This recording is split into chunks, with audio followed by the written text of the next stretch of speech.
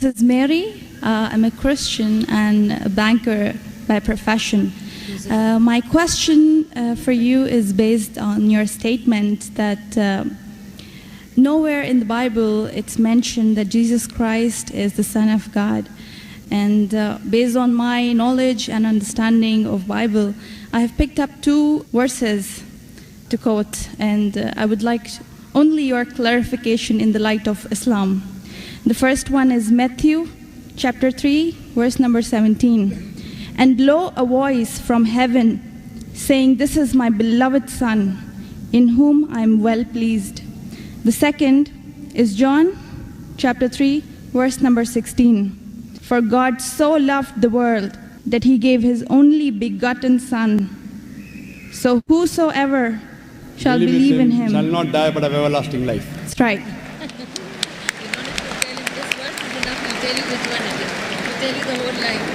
Sister, just to correct your statement, you made a question saying that I said that nowhere in the Bible it says that Jesus is Son of God. I never said that nowhere in the Bible is it mentioned that Jesus is Son of God. I said there is not a single unequivocal statement in the complete Bible. There is not a single unambiguous statement in the complete Bible where Jesus Christ, peace be upon him, himself says that I am God, or where he says worship me. I never said the Bible does not say Jesus is Son of God. What I said, there is not a single unambiguous statement, not a single unequivocal statement in the complete Bible where Jesus Christ, peace be upon him, himself says that I am God, or where he says worship me. If you point out any such two statements, I am ready to accept Christianity. If your question assumes that Son of God means Jesus is God, very well I'll reply to your question. Many Christians think that just by the statement Son of God means Jesus is God. Sister, do you know in the Bible, Adam is son of God, Ephraim is son of God, Israel is son of God. God has got sons by the tons in the Bible. That means you haven't read your Bible, sister. So do you mean to say all of them are gods? Is Adam God? Is Ephraim God? Is Israel God? No. Son of God, sister, is a statement used if you read Romans chapter number 8, verse number 14. All those that are led by the Spirit of God, they are sons of God. Means if you follow the commandment of God, if I follow the commandment of God, I am a son of God. In this way, undoubtedly, Jesus Christ, peace be upon him, verily is the most beloved Son of God. Meaning, he is following the commandment of God. I have got no problem at all.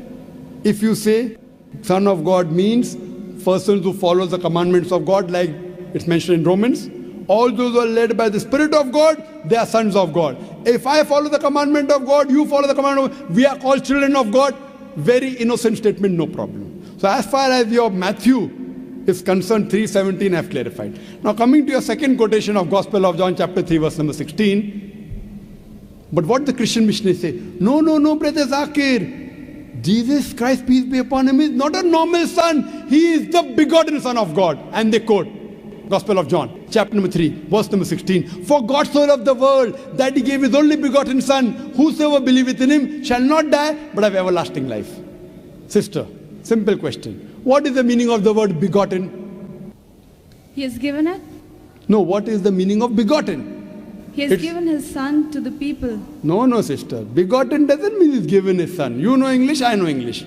Your English is, mashallah, very good. Begotten doesn't mean he's given his Son. If I say you have begotten a son.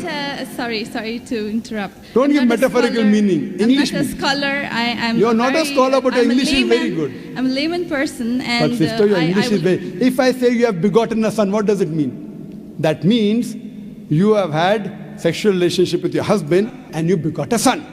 Begetting is a function of lower animals of sex. How can I attribute this function to Almighty God? Who did God have sex with? Who?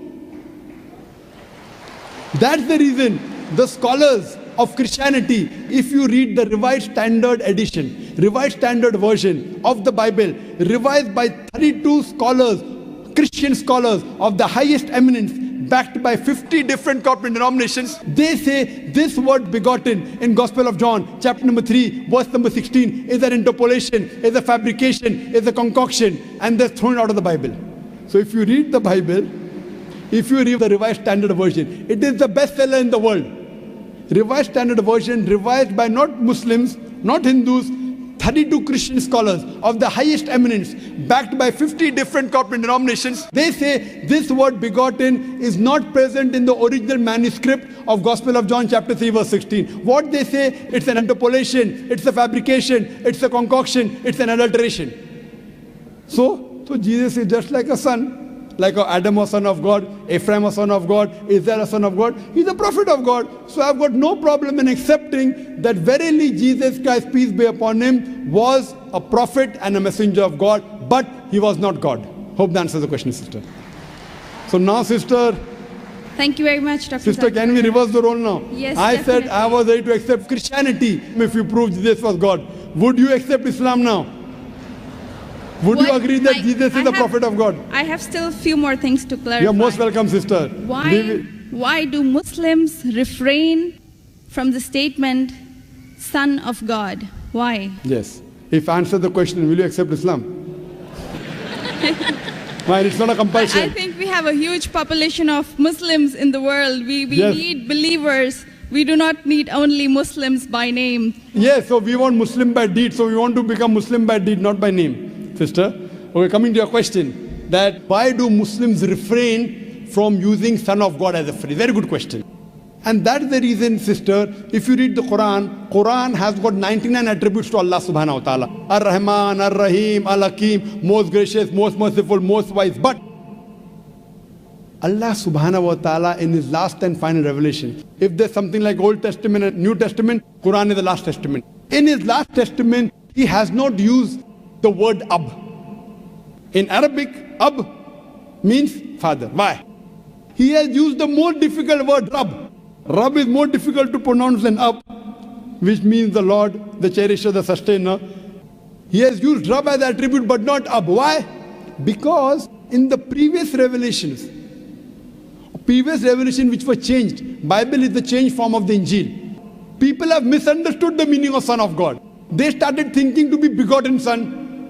For example, if I tell, young son, beta tumne acha sawal pucha. Son, you have asked a very good question. If a son asked a question of the age of 10, son, you have asked a very good question. But if I say, you begotten son, you have asked a very good question, he may punch me. He will not say, oh, Zakir is elderly, he may punch me. That means I'm abusing his mother. If I say, my begotten son, he'll get angry. I'm insinuating that I had sex with his mother. So son is innocent word. Begotten son is not innocent.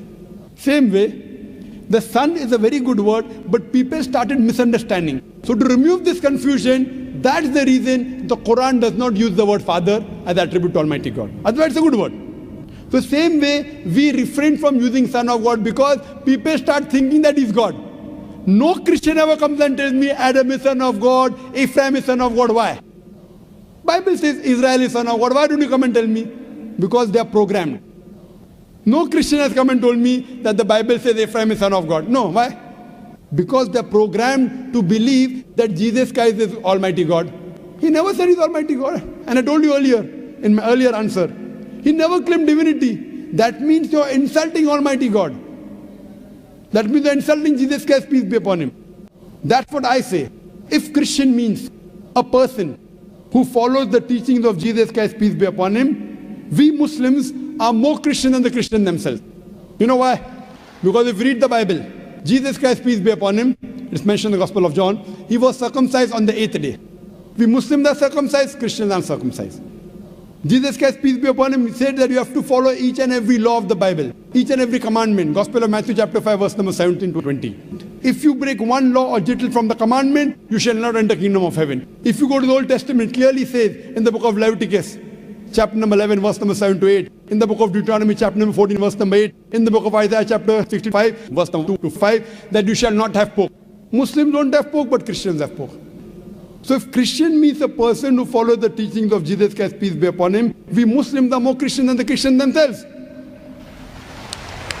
The Bible says in the book of Ephesians chapter number 5 verse number 18 that thou shalt not have wine.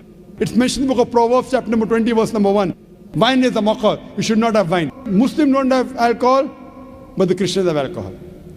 Further, if you analyze, there are various references I can give you. So if Christian means one who follows the teachings of Jesus Christ, peace be upon him, I say that I am more Christian than the Christian themselves. If you become a Muslim, you are a more better practicing Christian than the so-called namesake Christians. Yes, sister. Can I ask something? Sure, you are. Yeah, Yeah. right. You're most welcome, sister. I would not like to cross-question or criticize your statement. Sister, you're most welcome to cross-question me. You're most welcome to criticize me. I love it. Unless a person doesn't cross-examine. See, suppose I want to prove something. If I say this is the best, I want to check it out whether it's best or not. That's right. Because a logical person, so please, sister, cross-examine me, criticize me, attack me. Once you're convinced, then you accept it. Yes, sister, go ahead. I will definitely not intend to do something like this. The object of questioning more is to know more so that I know what I follow is right. That's all. Thank you very much. Sister can ask any question, no problem. You're most welcome. Whether your intention is very good, but I went to the extent of saying even your intention is bad, no problem. But your intention is very good, sister. So you can ask any questions and you don't have to accept Islam. No one can force you. Quran says, La ikraha fid deen. There's no compulsion in religion. Truth stands out clear from error. So don't think that if I answer a question, you have to accept. On the day of judgment, only give the evidence that I gave you the answer. Yes, sister. Any questions? Thank you very much. Yes, sister. You said that we Muslims are better Christians than the actual Christians. So the complete statement I made, if Christian means a person who follows the teachings of Jesus Christ, peace be upon him, we Muslims are more Christian than the Christian themselves. Yes, sister, your question. But this is not a layman statement. Do not have a specialized knowledge of Islam and as well as Christianity. And you can ask the doctors of divinity whether I'm saying is right or wrong. Yes, sister. Thank you very much, Dr. Naik. So what is the question then? That was my question, that why did you mention that we Muslims are better Christians than the actual Christians? When I said that, why did I say that? I think this is beyond my thinking, that That's why right. would a Muslim call himself a Christian? No, correct. Why? Because we love Jesus Christ, peace be upon him. We love him more than you. We love him, we respect him, we revere him. But we don't worship him. The reason I said this because I love Jesus Christ, peace be upon him. I respect him, I revere him, but I don't worship him. Because he never told me to worship him. If he would have told me to worship him, I would have worshipped him. So that's the reason I say, if Christian means a person who follows the teachings of Jesus Christ, peace be upon him, I am more Christian than the Christian themselves. Because I love Jesus Christ, peace be upon him. I respect him, I revere him, but I don't worship him. So hope that answers the question, sister. Thank you very much.